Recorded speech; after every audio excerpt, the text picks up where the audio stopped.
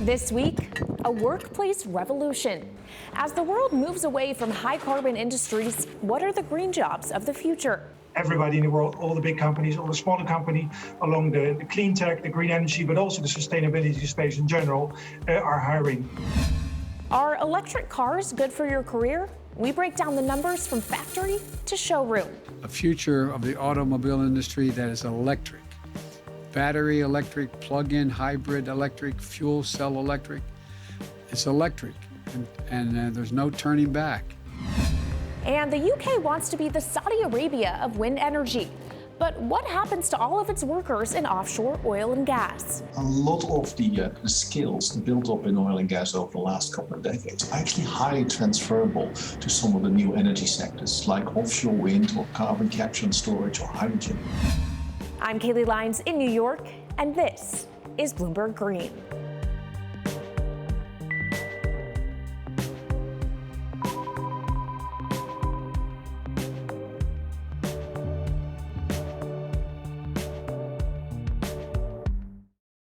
The UK is banning the sale of petrol and diesel cars by 2030. Japan plans to ban them from 2035. And in the U.S., President Biden wants half of all cars sold across the country to be emissions-free by the end of the decade. That's great for the planet, but what does it mean for our jobs?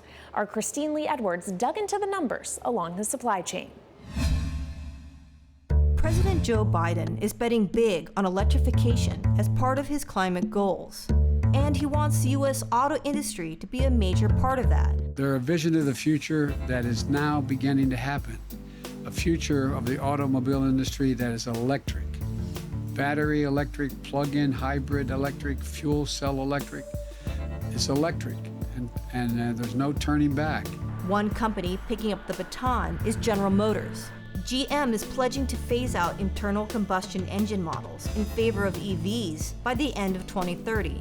Other car makers are also making similar promises. But what does this mean for auto workers? The average conventional car contains around 30,000 parts, including almost 300 for the engine. An electric motor and battery has just over 100 parts, meaning it's quicker and cheaper to build. There are more than 2 million people employed in the U.S. auto sector, producing the parts needed to make cars, put them together, and sell them. The Motor and Equipment Manufacturers Association estimates that the parts industry is at risk of losing up to 30% of the 871,000 jobs the group says currently exist. But those aren't the only jobs associated with the auto industry. An electric vehicle doesn't have oil to change or spark plugs to replace, or as many moving parts to wear out. That will cut into the jobs in repair and maintenance of conventional vehicles and the profits of dealers. Toss in the portion of the oil industry that makes, refines, and sells gasoline, and the impact spreads wider. Even the insurance industry could be affected. Tesla now sells its own insurance, underwriting its customers based on the data it draws from the vehicles about their driving habits. Tesla thinks insurance could eventually make up 30% of its profits. There will be some new jobs created. Tesla's Nevada battery factory employs 7,000. And the Biden administration is investing $15 billion in a plan to install 500,000 charging stations by 2030. According to the Energy and Environmental Research Associates, that could create up to 30,000 jobs. While the immediate impact may be negative for the sector, the White House says its planned investments will create, quote, good-paying union jobs in America that cannot be outsourced. But whatever the industry, in the next decade or so, we're looking at a historic dislocation and necessary retraining of the workforce.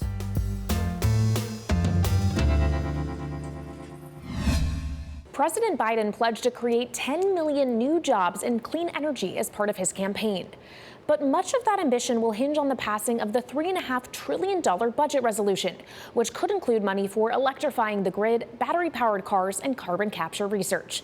With us to discuss is our Washington correspondent and Bloomberg Green veteran, Anne Marie Horder. So, Anne Marie, first, what initiatives do we already know about? Yeah, this is going to be a lengthy process that takes place in Congress, but we do know that there is broad support and already passed in the Senate and waiting in the wings, if you will, of the House is the hard infrastructure package, the bipartisan infrastructure. And Kaylee, that has billions of dollars going towards climate initiatives. $21.5 billion will be a new office within the Energy Department that's going to be looking into carbon capture, hydrogen, and other kind of technologies. Then you have $16 billion, which is going to be going towards energy efficiency and renewable energy. And then a lot of more initiatives and money going on green resiliency in terms of the grid, EV batteries and charging power, and also things to combat wildfire. So there's a lot of money going towards these initiatives, but environmentalists say it just doesn't go far enough. And potentially it will go far enough in that $3.5 trillion Democrat-only budget reconciliation package. So let's talk about that reconciliation package. What could we see within it? It's a great question. We're still waiting for the details. But what we do know is that whatever was missing in the bipartisan infrastructure, potentially they'll try to push it through here. So the president had originally asked for $174 billion when it comes to a push towards electric vehicles. Bipartisan infrastructure, they got about $7.5 for EV chargers. That's a very wide gap. So potentially some more money towards EV chargers. Also, tax breaks for solar, wind, and other clean energy. That didn't make it into the bipartisan infrastructure. Potentially that goes into reconciliation. But again, we have to wait for the details on this. But there is definitely a big push to put a lot more money towards climate initiatives. As you say, we're waiting and watching. But when will we actually get to some of this information? What's the timeline? It's going to be a very delicate dance in Congress. We know Speaker Pelosi has promised to bring forth the bipartisan infrastructure. That's the hard stuff we already talked about that has bipartisan support by September 27th. Progressives in her party, though, say without budget reconciliation, the $3.5 trillion, that they will tank that deal. But Lou Lukens over at Signum Global Advisors, he says that we will get bipartisan infrastructure in September. And then when it comes to the reconciliation, there's so much to debate. It could be anywhere between October 1st and Thanksgiving. But we should note this timeline is very important, not just for the president's own economic agenda at home, but also internationally. All eyes are on the U.S. and China about striking a deal at Glasgow, and that's taking place in early November. But what international partners want to see from the United States is the details of what the U.S. will be doing in terms of their own climate initiatives. Yep, watching Congress and watching COP26. Thank you so much to our Washington correspondent, Anne-Marie Horder. Coming up, a day in the life of one of the green jobs of the future. We shed a light on the day-to-day of a solar installer. Next, this is Bloomberg Green.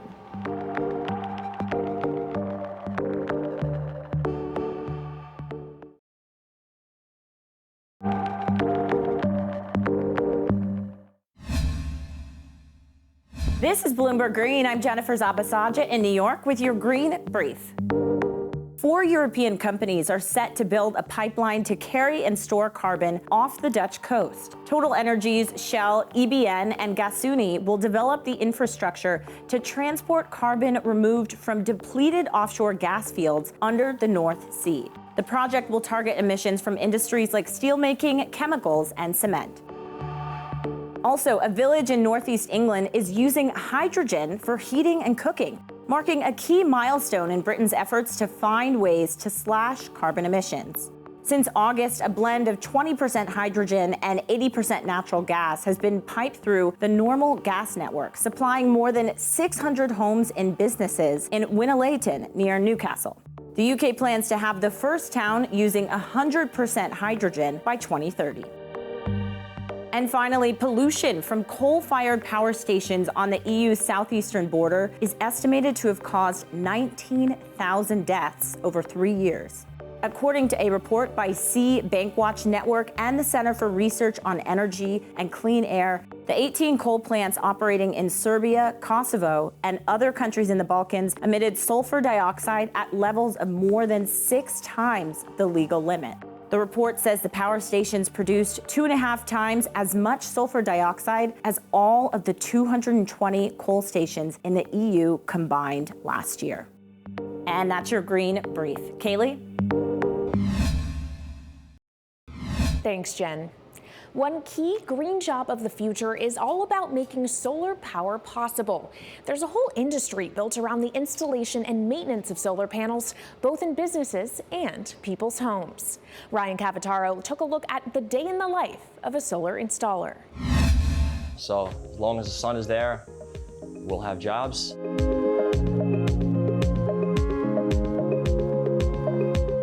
My name is Kevin King, and I'm a foreman at Empower Solar. Graduated college with a degree of math, and then I actually got into a sales job right after that. After my sales job, I got into the carpenter union. I did a lot of framing, a lot of high rises in the city. I've been doing residential work my whole life. I heard about solar, heard about the future of it. I kind of wanted to get out of New York, found one very close to me. I interviewed, and they offered me the job, and I left the union to come here. 2 years later, I'm a foreman. My name is Paul Lefcano, and I'm a solar analyst with Bloomberg NEF. As of 2020, the US had installed a cumulative total of about 92 gigawatts of photovoltaic solar. It has grown by about 30% annually between 2012 and 2020. Specifically, the residential solar industry has grown considerably as well. As a foreman, you're in charge of everything on the job. You have a crew, typically 3 to as many as 5 guys. We get to the job site, we get on the roof, we scope out the scene, measure everything out, we install all of the solar, then we have to do an electrical side of it. Once we have that conduit, we run wires, connect those panels to a combiner. That combiner brings the solar either into your main service panel and feeds the house or back to the grid. It's a lot that goes into doing solar. It's kind of like carpentry, roofing, and electrical all in one. I thoroughly do enjoy this. You learn a lot, you meet new people, new homeowners every day, you see new locations, and at the end of the day, you're doing a good thing. This is a newer industry, so there is a lower paying entry, which is pretty difficult. It's an industry-wide problem of retention for these workers. Once you get going a little bit, you start learning, you become more valuable as an employee. Solar is a labor-intensive industry. Of the 230,000 workers, over 65% of these jobs are in installation and development. Solar paid a median wage of about $24.50 in 2019, which is similar to other clean energy industries such as wind or energy efficiency, but is 25% higher than the US median of $19.40 back in 2019.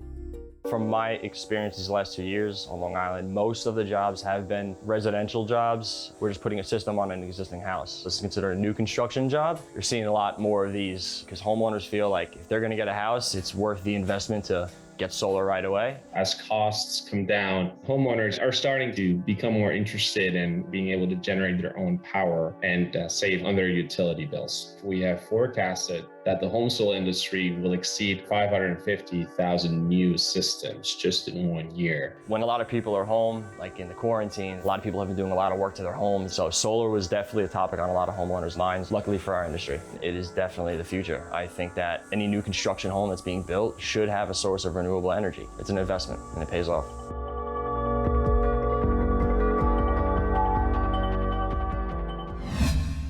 Like the solar installers we've just seen, the renewable energy boom has unleashed a war over talent for green jobs.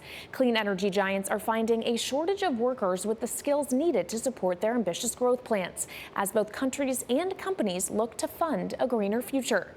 But just what abilities are needed? And what are recruiters looking for?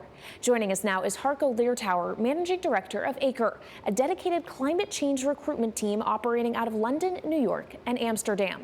So Harco, let's just take it from the top. Who's hiring? Well, that's the ultimate question. Everybody's hiring. If you look at the numbers that we did compared to last year, we've seen an increase in revenue of over 100%. And that's good news for us, but it tells us that everybody in the world, all the big companies, all the smaller companies along the clean tech, the green energy, but also the sustainability space in general, are hiring. So people are looking to find employees. What do these employees or potential employees, those who are looking for jobs, need to have? What kind of skills?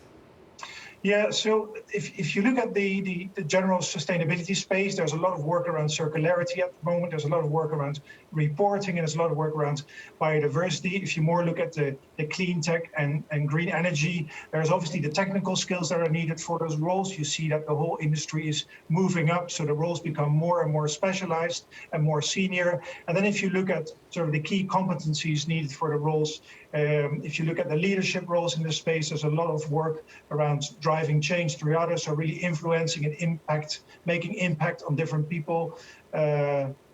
Influencing is what it says, the real tools to communicate changes in the organization, and a lot of changes regarding strategy and development and innovation, because all those organizations, the whole space is innovating. So they're really looking for people that are really moving forward with fresh new ideas in the space in general.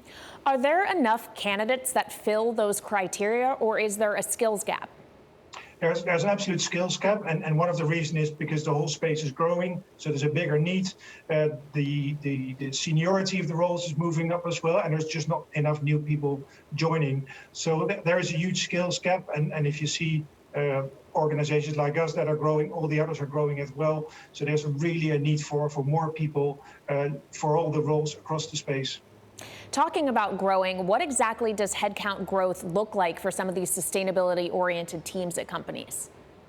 Yeah, so if you look overall, if I look at us as an organization, we have grown compared to last year over 100%. In general, there is an increase of around about 50%. In jobs that are offered, so not necessarily jobs that are placed and people that are found. And with that also, there is a 20% salary increase. So we did a salary survey the last year, and if we compare it 2020 to 2018, we see a 21% increase in the overall salaries in the whole space. Wow, so when we talk about some of those compensation trends, is it your belief that these kind of workers will just get more and more valuable to companies? Absolutely, and we don't see that there's a stop to that. So it's continuing at the moment. There's a bigger demand, salaries are increasing, and the level of commitment of organization right from the top, so of CEO level, is growing as well. So there's a bigger awareness. If you look at literally today, we're 100 months away from 2030. So a lot of organizations have their climate agenda at 2030, 55% reduction in greenhouse gases.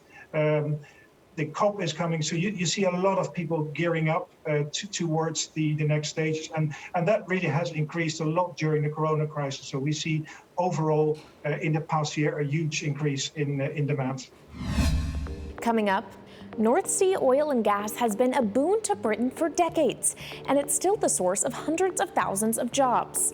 So how will the people who work in big oil adapt to the changing climate? This is Bloomberg Green.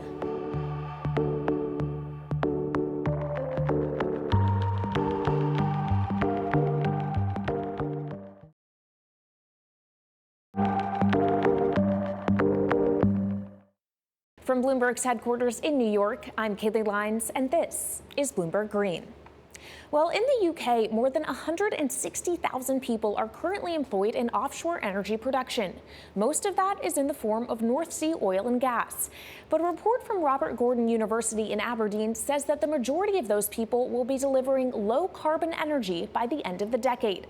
According to the report, if the UK invests sufficiently, the number of job roles may even increase by 2030.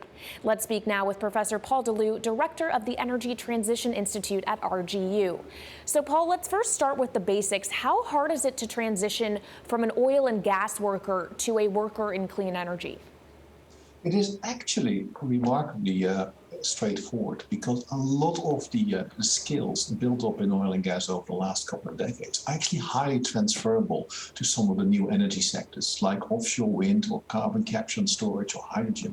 They need the same capability, the technicians, the operators, the projects people, the finance people, the HR people. Actually, what we see is that around 90% of the people currently working in the oil and gas industry can have a medium to high transferability to some of the other energy sector. So we actually have a great starting point to help to accelerate the energy transition already. So will the clean energy transition actually result in a net increase or decrease in jobs? I mean, we are heading on the back of the climate emergency for a completely different energy future for anywhere around the world. And actually, the amount of money and investment going into the renewables industry is just huge. We're talking literally 1-2% of GDP going into the kind of the renewables industry. That's going to create a huge amount of activity, and in itself, that's going to create jobs. So we certainly see in economies like the UK, but equivalent economies around the world, where actually this is going to create a huge amount of new opportunities, provided investment is actually happening. And we see that actually translating into a kind of new future, a new energy future, aligned with the targets set by the IPCC report published a few weeks ago. Well, let's talk about some of that investment that is required. What, in your view, would be counted as sufficient? So the kind of money we're talking about, we are really 1-2% of GDP is not unreasonable. And these are huge numbers if you start thinking about it. We need to replumb the energy system of the world if we want to deal with the climate emergency. We need to kind of shift from what is a fossil fuel-based economy to a renewables-based economy. Now, we have been there before when we moved from coal to oil and gas. And of course, this is even bigger as we have more people in more developed economies. But it is the investment in solar, it's the investment in wind, it's the investment in hydrogen, it's how we're going to live, how we're going to work, how we're going to drive, heat and cool our houses. That's what's going to shift all of this. So the jobs associated with it are absolutely part of an energy revolution. So a revolution and acceleration, these are all very charged terms. What kind of growth could we be seeing in clean energy jobs in the next decade, say? So we have looked at the United Kingdom, and the United Kingdom is a very nice microcosm. So the United Kingdom is around 1% of the world's population, roughly 1% of the world's production, roughly just over 1% of the world's emissions. So it's a kind of a nice little test center here. We're seeing about 25% increase in the workforce over the next decade. That is highly skilled, highly paid jobs, really quality jobs, helping on the energy transition. Now, if you kind of play it out across other developed economies around the world, you can expect a similar kind of picture to emerge. So this is a really good opportunity, potentially up to 25% growth in jobs, but there will be difference. Now, ideally, we see a transfer of the oil and gas workforce into these roles, but we will also need new skills in data analytics, integrated energy to help this transition in the future. How do those new skills, how are they going to be taught to existing workers? So what we already find is the basics are already there, because a lot of people kind of already have the project management skills. Now, to put a wind farm in place or an oil and gas platform, it's not that different. We actually can do that. To operate a wind farm compared to oil and gas activity isn't actually that different. But what we need is new skills. We need skills around energy integration. We need data analytics skills. We need remote operation skills. We need to start people thinking about how do we make the carbon impact of what we do more visible. So we need new skills to be developed around aligned to the energy transition, saying is actually how do we kind of redo the energy system of the world, and how do we make it visible that we make progress. And finally, talking about the broader energy system, what will the key differences be in terms of onshore and offshore?